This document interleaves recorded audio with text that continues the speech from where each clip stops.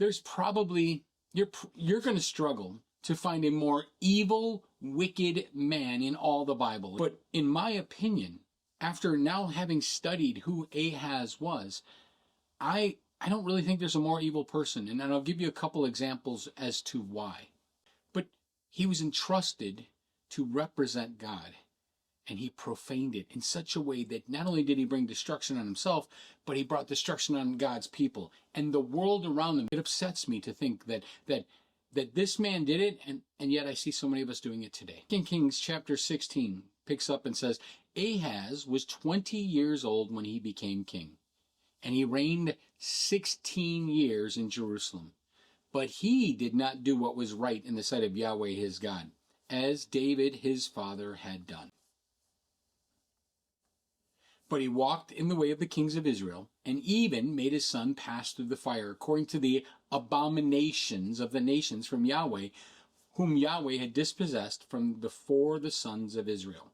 Now, let's not move past this too quickly. This is a huge statement.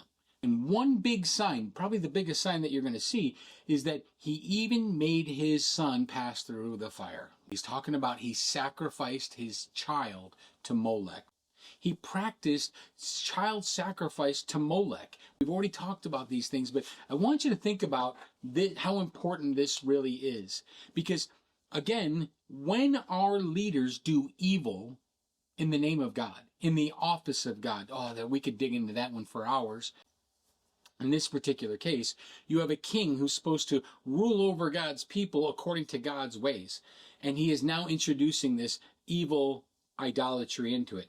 Now I want you to think about how evil this is. Name Yahweh. How about Leviticus 20, verse 2 and 5 through 5 says, You shall also say to the sons of Israel, any man from the sons of Israel, or from the sojourners sojourning in Israel, gives any of his seed to Molech, shall surely be put to death. The people of the land shall stone him with stones.